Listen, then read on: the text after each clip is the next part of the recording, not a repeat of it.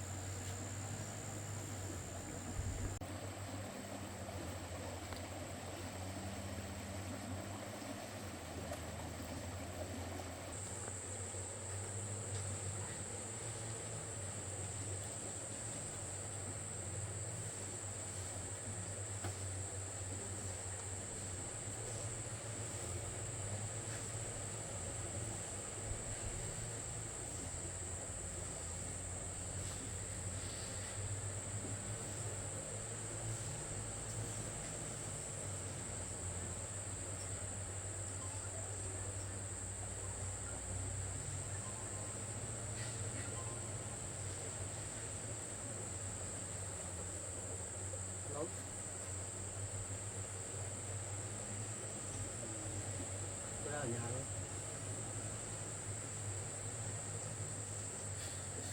Rồi.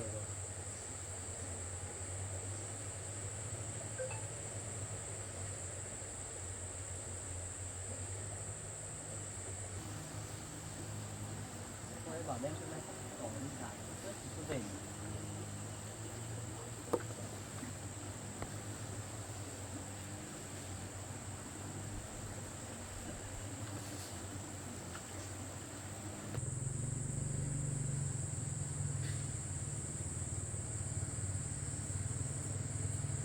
Đây rồi.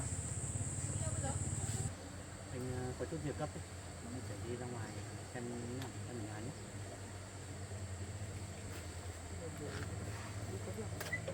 Anh đi cẩn thận nhé.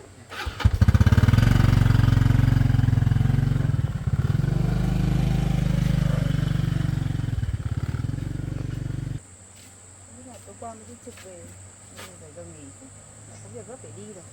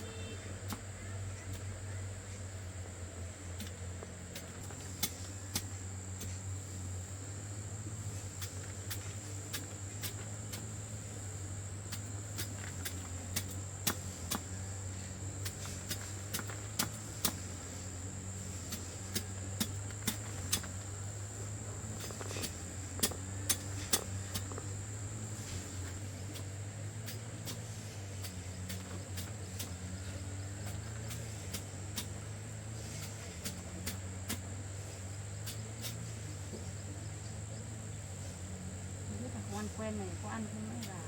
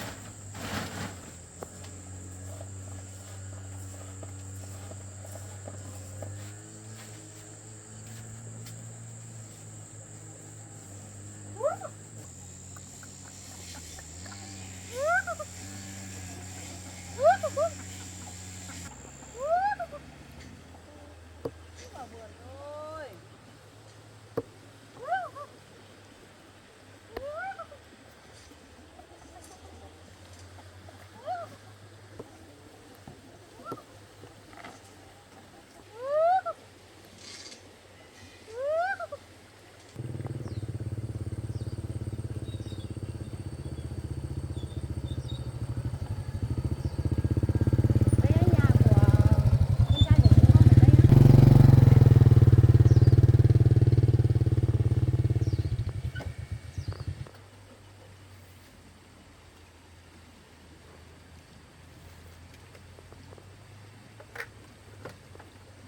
Đây là con cái nhà bé tí tẹo này á.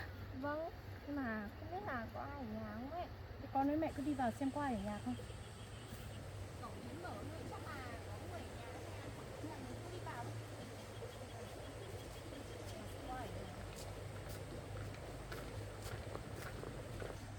Cửa vẫn thấy mở mẹ ạ. Ui, quạt thì vẫn bật thế này. Hay là có người ở nhà nhỉ? Hay là ở quanh vườn đấy không con?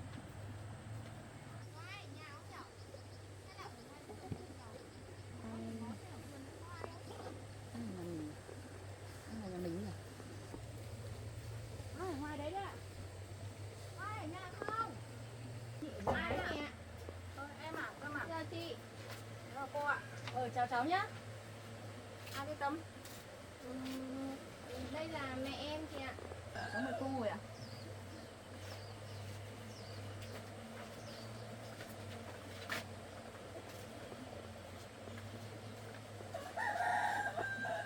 Chị ơi, anh Trúc đâu rồi chị? Không có nhà hả chị? Anh mới có công việc đi rồi em ạ. Thế bao giờ anh em mới về hả chị? Chị cũng không biết được nữa, công việc của anh ấy. Không biết là lúc nào anh về đâu. Vâng. Cháu mời cô uống nước ạ. Anh uống nước. Thế cái thằng ấy nó tên là Trức hả con? Vâng, anh ấy tên là Trức mẹ ạ. Thế anh trước nó đi đâu rồi hả cháu? Đi bao giờ nó mới về? Dạ anh có công việc để đi ấy. Thì không biết là anh tự bao giờ về đâu cô ạ. Hôm nay cô với em xuống nhà cháu có việc gì không ạ? Cô đi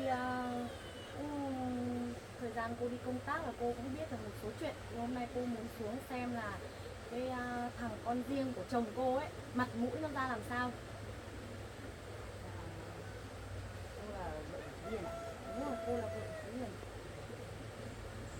Hôm nay chồng cháu lại đi có việc rồi cô ạ. Cô đã không được gặp rồi. Thế bao giờ nó về? Công việc của anh ấy thì cháu không biết được cô ạ. Là việc đột xuất ấy. Và anh ấy đi thì không biết bao giờ anh ấy về cô ạ.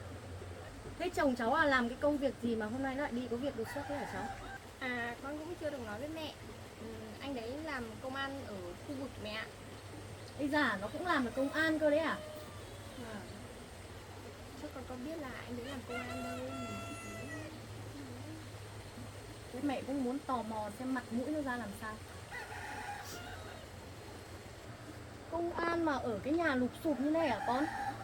Thế con có biết là nó đã có con có cái gì chưa? Con cũng không biết được. Theo con biết là hình như anh đấy chưa có con đâu mà. Thế hai vợ chồng cháu chưa có con à? Dạ vợ chồng cháu chưa cô ạ. Cháu thì cũng mới lấy nhau được hơn 1 năm thôi. Thế cháu ở nhà cháu làm công việc gì? Dạ cũng là công việc đồng áng cô ạ. Cũng là rảnh cháu đi chợ. Thế đi chợ có được không hả cháu? Dạ cũng hôm được không không đâu cô ạ. Hôm thì bán được, hôm thì cũng không có ai mua ấy. Cũng thất thường lắm ạ.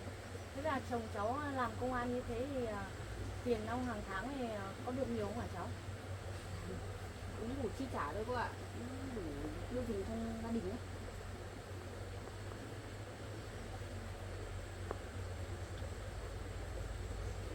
Cái nhà cửa này cháu làm lâu chưa? Cô thấy nó cũng ụp sụp lắm rồi đấy. Dạ nhà này cũng là nhà của cháu ấy. Chồng cháu thì cũng về đây ở để tiện cho công việc đi lại ấy cô ạ. Cũng không phải là nhà của chồng cháu đâu ạ. Thế chồng cháu đi làm xa không? Anh ấy làm ở khu vực này, không ở trên kia đâu cô ạ. Thế là chồng cháu là đi ở rể à? Dạ cũng không hẳn đâu cô ạ.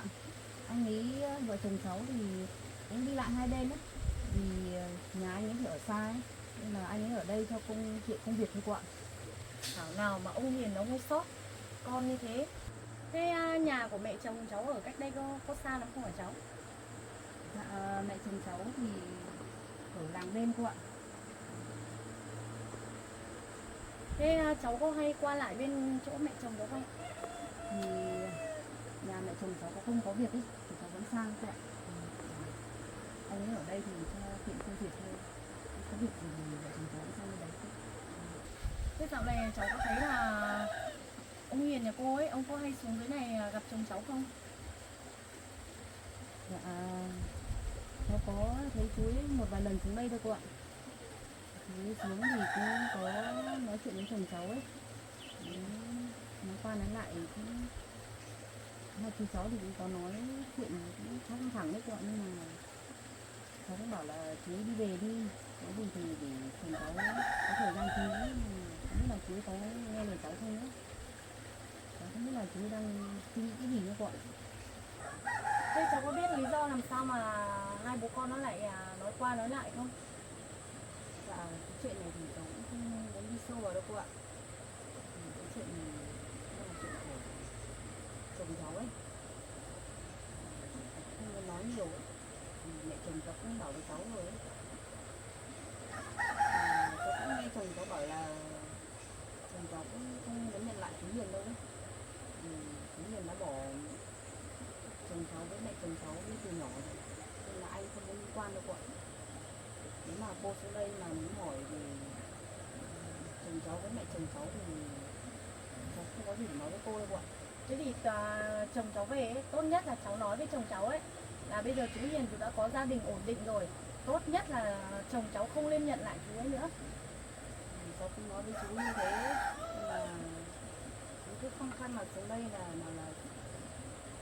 nhiều chuyện lắm chú, nhưng mà không biết là như thế nào nữa cô ạ. Chồng cháu thì chắc chắn là anh không nhận chú Hiền đâu ạ. Và cô cũng cương quyết là cô không để cho chú ấy nhận lại chồng cháu nữa đâu. Vâng, cô nói thế thì cháu cũng biết thế cô ạ. Nhưng mà mỗi lần chú Hiền xuống ấy, chú cứ bảo là muốn nhận lại chồng cháu, là mang tài sản của nhà cô ra ấy để nói chuyện với chồng cháu, mà chồng cháu cũng nhất quyết khẳng định là không liên quan, không muốn liên quan gì đến gia đình cô nữa. Nhưng mà chú Hiền thì lại không muốn như thế cô ạ.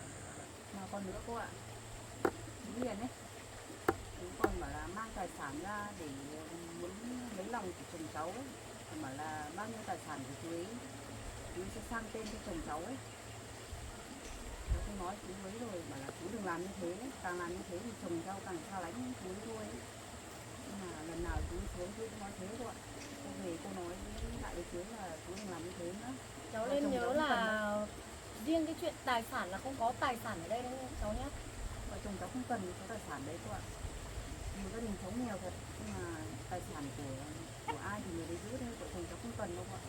Để chú Hiền chú cho ai thì cho, nhưng mà anh trước nhà cháu thì chắc chắn sẽ không cần cái số tài sản đấy. Cô cũng không biết là sau này nó cần hay không cần, nhưng mà nguyên cái chuyện mà chú đã đem tài sản của gia đình cô để đem cho nó là cô không đồng ý rồi. Cháu biết là như vậy thì Hôm bố bắt con xuống đây, bố bảo con là nhận lại anh trước, tại vì đấy là máu mủ của bố, bảo cho hai anh em con nhận nhau, vì là hồi trước anh trước cũng thiệt thòi nhiều, không có tình cảm của bố, nên là muốn con nhận lại anh. Và bố cũng bảo là chia tài sản để bù đắp cho anh, tại vì là anh đã thiếu thốn tình cảm của bố từ bé. Con nghĩ đơn giản như thế à? Con cứ tưởng là bố mày nhận lại nó là để bù đắp à? Con có nghĩ là bao nhiêu tài sản trong gia đình khi bố mày nhận lại là bố mày sẽ đem hết cho nó không? Không có chuyện đấy đâu, mẹ không bao giờ đồng ý. Nhưng mà con cũng đâu có muốn nhận đâu, chẳng qua là bố cứ ép con nhận chứ. Tí là mày về mày nói với bố mày ấy là không có cái chuyện nhận lại nhá, mẹ không đồng ý. Làm gì có cái chuyện mà nhận lại xong mà chia tài sản cho đơn giản như thế. Tao không đồng ý. Nhưng mà mẹ ơi, anh ấy cũng hiền lành lắm nè, nói chuyện cũng tử tế, con cũng thấy thương cho anh ấy.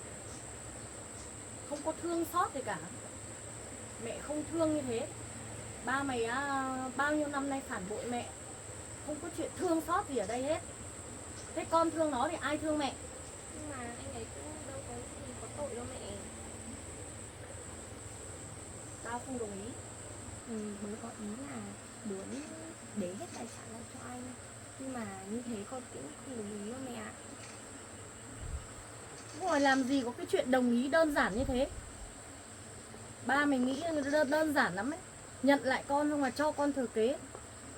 Bao nhiêu công sức của mẹ gây dựng cái gia đình này, bây giờ ba mày dễ dàng mà nhận lại con xong lại chia tài sản cho nó à? Ba mày bị điên hay sao ấy, rú lẫn hay sao ấy mà chưa nhận con nó đòi cho nó thừa kế.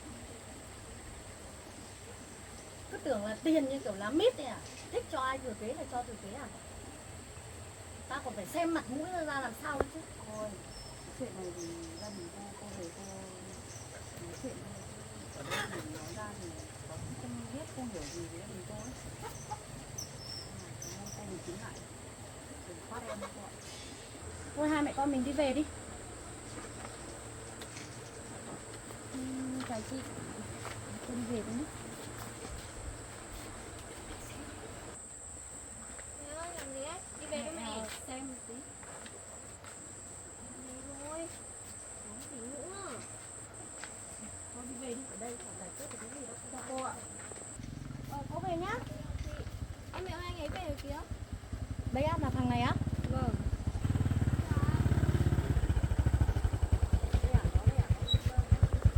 Đây rồi.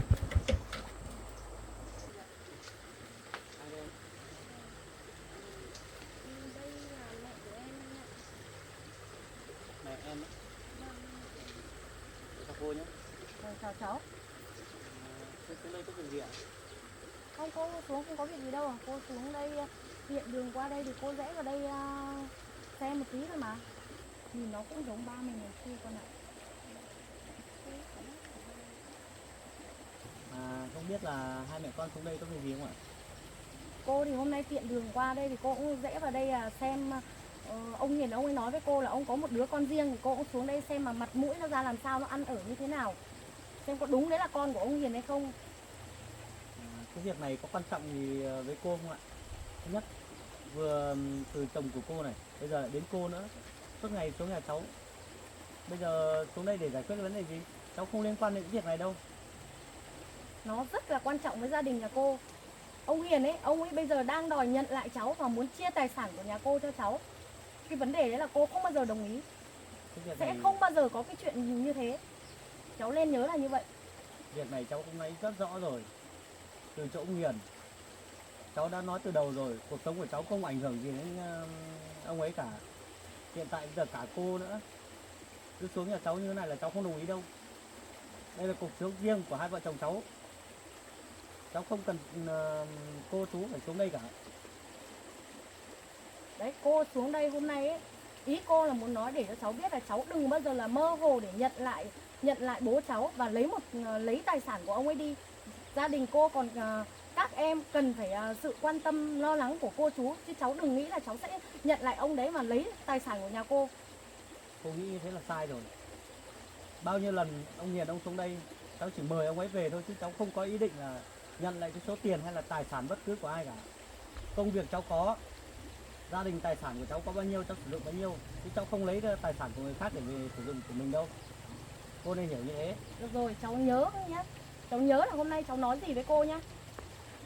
Thứ nhất, cháu nói với cô này, hôm nay cô xuống đây để chất vấn cháu hay vấn đề gì? Cô không chất vấn gì cả, cô chỉ muốn xem là con của ông Hiền như thế nào mà ông ấy đòi khăng đòi nhận lại con và đòi chia tài sản của gia đình cô cho nó. Đấy là việc riêng của gia đình cô phải về nói với chồng của cô xem như thế nào. Chuyện này anh nói với em nhiều lần lắm rồi mà. Hơn nữa anh em mình cũng đã có thời gian để nói chuyện rồi. Anh nói rất rõ ràng với em rồi. Tại sao hôm nay em còn đưa cả mẹ xuống đây nữa?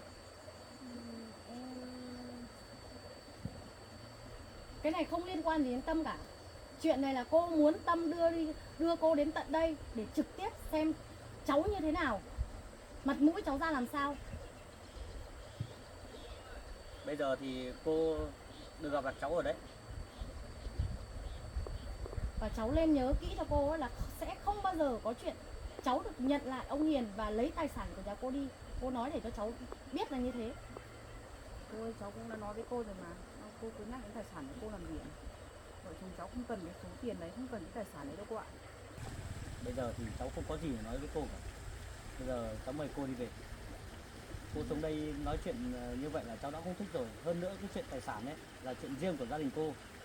Bây giờ cô về cô nói chuyện với ông Hiền ấy, hai vợ chồng tự bàn bạc với nhau, chứ không phải hết người này đến người nọ xuống đây vào nhà cháu và nói chuyện như thế này đâu. Lần này lần cuối cháu cũng chỉ mong là hai người xuống đây như vậy thôi. Cô cũng về luôn, cô không có cái gì để nói với cháu cả. Thôi, cháu mời hai người về. Đấy, con xem. Con thì khăng con nói với mẹ và nó hiền lành lắm. Hiền cái gì? Con xem, mẹ nói câu nào nó chém câu đấy. Nó sắp nhảy vào trong cổ của mẹ rồi mà con bảo nó hiền à? Hiền cái gì nó? Ba mày ấy còn muốn nhận lại nó à? Thế mai kia bao nhiêu tài sản nó vào tay nó hết thì bọn mày ra đường. Mày thấy chưa? Hiền lắm à? Nhìn nó như thế mà hiền à? Đi về ngay. Về đi con. Mẹ nhìn thấy cái mặt của nó mẹ đã thấy ghét rồi. Hiền lành cái gì, cái mặt mũi của nó như thế. Mẹ, thằng nào anh đấy cũng là con của bố mà máu mủ với ba bố mà. Máu mủ cái gì? Máu mủ cái gì? Nếu mà nó biết nó là máu mủ ấy thì nó nói, mẹ nói nó phải im cái mồm đi. Đằng này mẹ nói câu trước câu sau nó nhảy vào trong cổ của mẹ rồi. Hiền lành cái gì? Đi về. Tao đang điên tiết đấy. Sau mà gặp những người này vào nhà ấy, em đuổi ra ngoài đi, đừng có tiếp chuyện làm gì nữa em. Tính nào? Các vào nhà chẳng lẽ em lại đi à? Đây này. Hôm nay vợ của ông Hiền ấy, cũng xuống đến đây rồi ấy. Em chỉ lo là cô này sẽ không để yên cho mẹ ngẩm. Chuyện này để anh xem. Với cả nói chung thì cái này không phải là lỗi sai ở do mẹ anh đâu. Bao nhiêu lỗi là do ông Hiền hết chứ. Bây giờ cứ cách 1-2 hôm lại xuống làm phiền gia đình mình thế này em cũng không thích đâu. Xuống đây ngó nghê ngó dọc hoặc là bảo gia đình mình thế này thế kia. Em ghét cái thái độ đấy. Tuy nhà mình nghèo nhưng mà mình cũng có lấy của người ta cái gì đâu. Anh cũng mong sao là ông Huyền ông sẽ giải quyết ổn thỏa thôi, để mà không ảnh hưởng gì đến mẹ của anh. Em cũng mong là thế. Em mong là từ giờ đừng có ai xuống làm phiền em nữa. Em nghĩ là cô này không phải đơn giản đâu. Ăn nói sắc sảo thế này. Thì như ông Huyền ông nói đấy, thì ông đi thành phố mà, dân thành phố thì nói chuyện phải khác đấy. Mình nghĩ bây giờ anh thế nào rồi? Anh đi điều tra một chút về công việc thôi. Vậy có nhiều đối tượng khả nghi đấy, nên là anh phải mặc đồng phục để đi hỗ trợ điều tra ấy. Làm gì làm là cẩn thận nhé. Đối tượng như thế là nó manh động lắm. Không sao đâu em ạ, đây là trách nhiệm và nhiệm vụ của anh rồi, nên là nhiều khi làm thì bọn anh cũng có chuyên môn cả ấy.